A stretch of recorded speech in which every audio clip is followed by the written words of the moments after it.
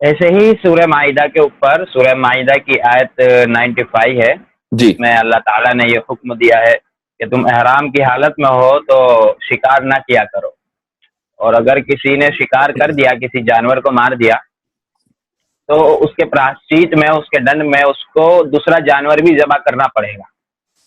تو اس آیت کے اوپر انہوں نے اعتراض کیا تھا کہ یہ کون سی عقل مندی کی بات ہے کہ ایک بار تو جو کام کر کے پاپ لگا ہے دوبارہ بھی وہی کام کر کے پاپ مٹایا بھی جا رہا ہے، تو اس میں عقل مندی کی کون سی بات ہے؟ وہی بات ہوئی کہ ہم یہ سمجھتے ہیں کہ عقل کا جو دائرہ ہے وہ سب سے بڑا ہے، حالانکہ کسی بھی چیز کو جانچنے، سمجھنے اور سیکھنے کے لیے کے 3 دائرے ہیں۔ سب سے پہلا دائرہ جو ہے وہ ہمارے حواس کا ہے، ہمارے سینسز کا ہے، ہماری بولنے کی صلاحیت، ہمارے سننے کی صلاحیت، دیکھنے کی صلاحیت، لیکن یہ دائرہ سب سے چھوٹا ہے۔ اس سے بڑا دائرہ عقل کا ہے، اور اس سے بڑا دائرہ وحی اور ریویلیشن کا ہے، یعنی مذہب کا ہے۔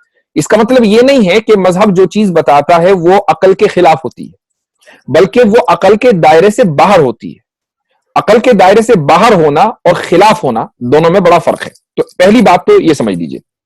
اب میں بتاتا ہوں آپ کو کہ اگر ایک آدمی احرام کی حالت میں کسی جانور کا شکار کرتا ہے تو اس کو حکم دیا جاتا ہے کہ وہ کفارے کے طور پر ایک جانور ذبح کرے۔ تو یہ سزا کیسے ہے؟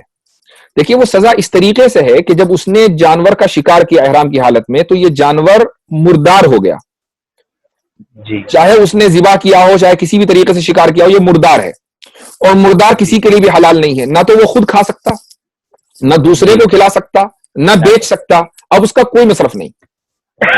اچھا، اس کے بعد اس کو حکم دیا گیا کہ اب تم قربانی کرو، جو تم نے گناہ کیا ہے تم ایک جانور قربان کرو۔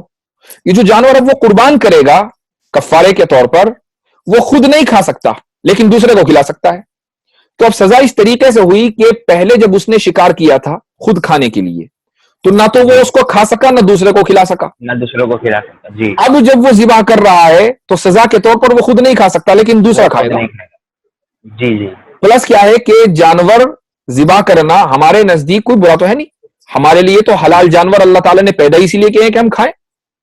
تو اس سے کسی کا یعنی جانور کا نقصان ہو رہا تو ہوتا رہے، وہ تو اللہ تعالیٰ نے اسی مقصد سے حلال جانوروں کو پیدا کیا ہے کہ لوگ اس کو کھائیں۔ اب اگر کوئی خود نہیں کھانا چاہتا تو اس کا نقصان ہے۔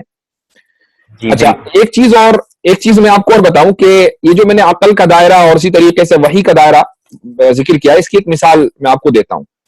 مثال ہے حج، چونکہ حجی کا ذکر چل رہا ہے اس آیت کے اندر، احرام کی حالت میں احرام حج کے موقع پر باندھا جاتا ہے۔ تو حج میں کیا ہوتا ہے؟ حج میں یہ ہے کہ ایک آدمی کو حکم ہوتا ہے کہ بھئی تم اپنا گھر بار چھوڑو اور مکہ میں آ جاؤ، وہ مکہ چلے جاتا ہے۔ وہاں سے اس کو حکم ہوتا ہے کہ مکہ چھوڑ دو، اب وہ کہاں جاتا ہے؟ وہ مینا چلے جاتا ہے۔ پھر اس کو حکم ہوتا ہے کہ تم مینا چھوڑ دو، تو مینا چھوڑ کر وہ کہاں جاتا ہے؟ وہ عرفات چلا جاتا ہے۔ پھر حکم ہوتا ہے کہ عرفات بھی چھوڑ دو، مزدلفہ چلے جاؤ، چلو بھائی میں مزدلفہ آ گیا۔ اب حکم ہوتا ہے واپس مینا جاؤ، اب وہ مینا آ گیا۔ اب پھر حکم ہوتا ہے واپس مکہ جاؤ، پھر وہ مکہ چلا جاتا ہے۔ تو یہ جو اس کا جو پورا سفر ہے مستقل، وہ موومنٹ میں ہے۔ اب اگر کوئی یہ پوچھنے لگے کہ بھائی اتنی دور سے میں انڈیا سے، دنیا کے دوسرے ملکوں سے، کونوں سے سفر کر کے مکہ آیا تھا، بس یہی حج ہو جاتا، اب یہاں بھی چھوڑ کے کبھی مینا تو کبھی عرفہ تو کبھی مزدلفہ، پھر مینا، پھر واپس مکہ، تو اس میں کیا لاجک ہے؟ اس میں کوئی لاجک نہیں ہے، چونکہ اس کا تعلق لاجک سے ہے ہی نہیں۔